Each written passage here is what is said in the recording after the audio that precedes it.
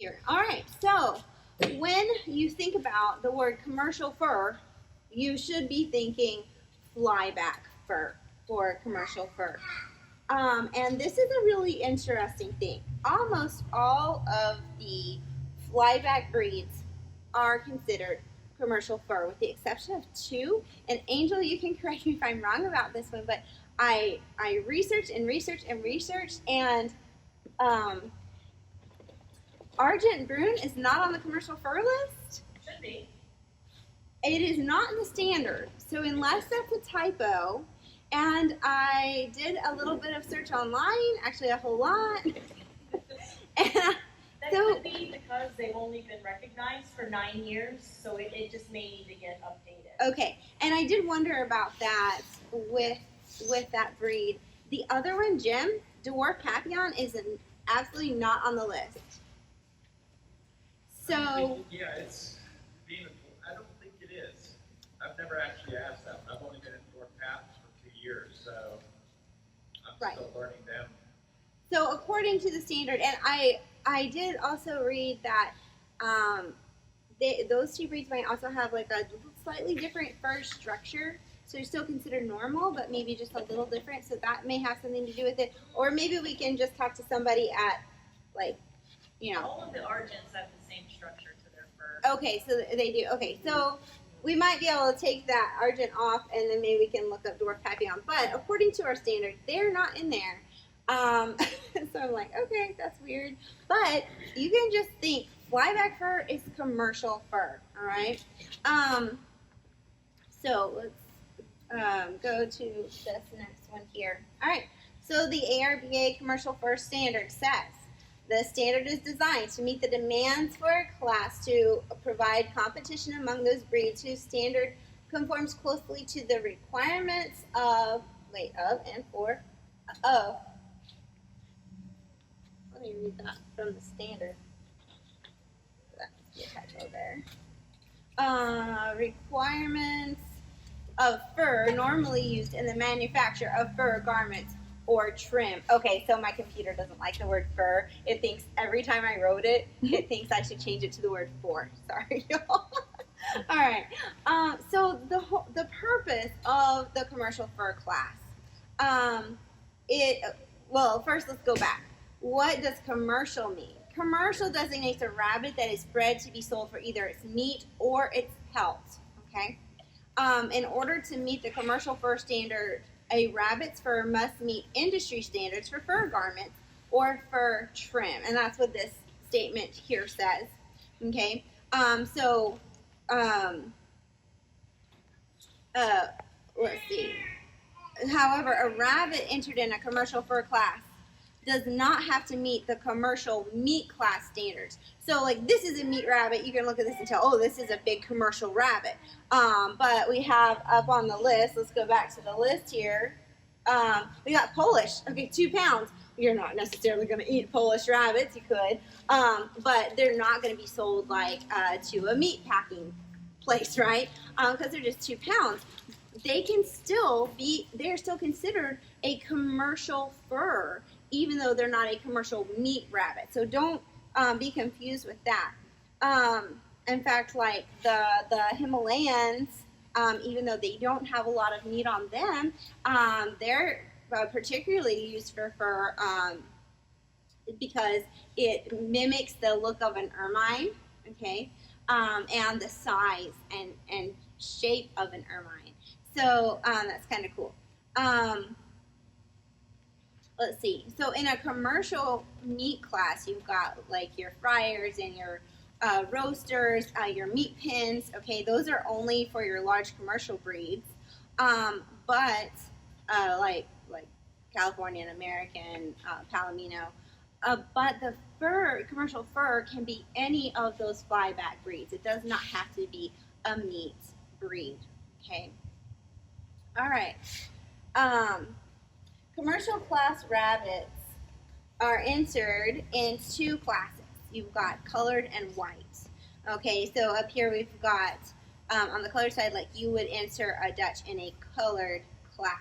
You would enter a Californian in a white class, even though the Californian has black ears, feet, and tail. But the body, the pelt portion of the animal is solid white. So it would be entered as white, just like a white New Zealand. But a black New Zealand is going to be entered in the colored class, even though they're the same breed. You've got an English spot. It just has a little bit of spots on it, a little bit of color. It's still in that colored class. Versus the Himalayan, similar to the Californian, is going to be entered as white. Okay, so let's see if you can name a few. How would you enter a blue-eyed white Polish? White. White, exactly. Okay. Let's see. What about a sable point English lop? Colored. Shaded. Yeah, it's going to be colored. Okay.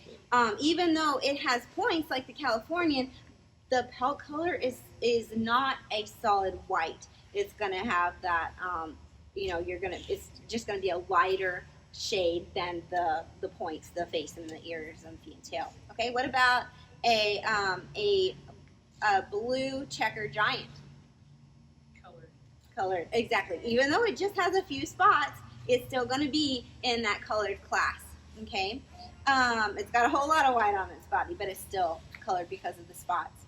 All right, so let's take a look at the schedule of points for the standard. We've got texture is worth 35 points, density also worth 35 points, and balance and condition is worth 30 for a total of 100. Okay. Texture refers to the distribution of the guard hairs throughout the fur. Guard hairs must extend above the undercoat to form a uniform and protective barrier over the undercoat, and they should be visible all the way to the skin when the fur is parted. So if you were to part the fur, you should be able to see that silky, glossy guard hair all the way down to the skin. Okay? The guard hair should snap back to the original position when stroked from the tail up to the neck. So that's what gives, it's the guard hair structure of the commercial breeds that gives it that snap to go right back into place. And in a minute, you're going to get a chance to look at all of these flyback commercial fur rabbits. And Amy has a black New Zealand up here, and his fur texture is a little different than this Palomino. Hers is extremely dense. We're going to get to that next. So density can affect texture some, but hers is extremely dense. So hers is not quite as snappy as his. And some breeds will tend to be more snappy than others. Himalayans are often very snappy. Let's see, what's another one that's kind of a little bit slower? New Zealand. New Zealand, New Zealand's a little slower. typically a little slower, yeah. Like an English spot would just snap. Snap, yeah, because it's so close set. It almost feels shorter to me. Right, exactly. So actually, that's because the guard hairs are actually a little bit longer compared to the undercoat, and that's what gives it a little bit more snap.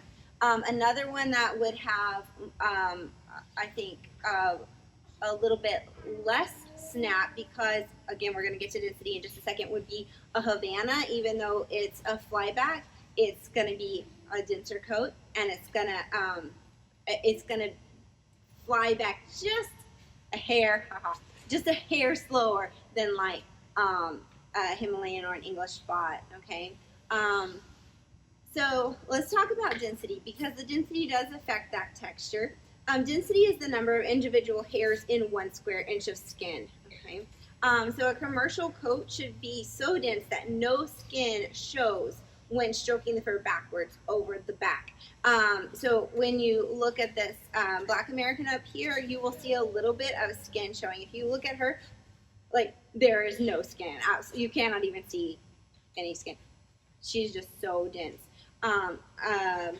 So that is the density. And like I said, if you have a rabbit that is super dense and has a whole lot more hair, it is gonna snap back a little bit slower. But you're still looking for that snap. When you come up here, or afterwards, we'll move these over there so they're all together. I do have a Holland mop over here.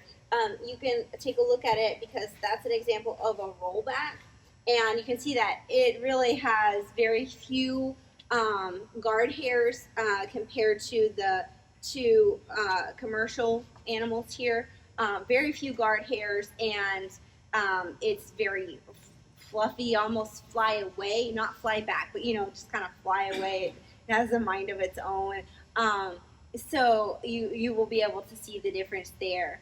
Also back to density, the density should be uniform over the entire pelt. So you don't want to see patches where it has a thinner coat, like maybe along the flanks, or maybe I've seen some rabbits with like a really dense coat right up above the tail that's so dense that it'll even mat back there. That would be like a fault, and that brings us to the balance. Okay, if you have different densities and textures across the pelt of the animal, then that would give it less balance. Balance refers to the overall texture, density, length, and condition being equally and uniformly distributed over the entire body of the rabbit, from the back to the sides to the stomach. And you can, I don't know, I'm going to turn it this way.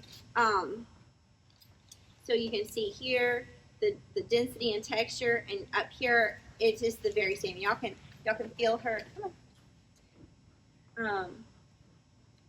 Same all the way around, and it's even going to be the same on the stomach. Okay, the condition is similar to the general description of condition for your animals. Okay, in the standard, when you look at like just that general definition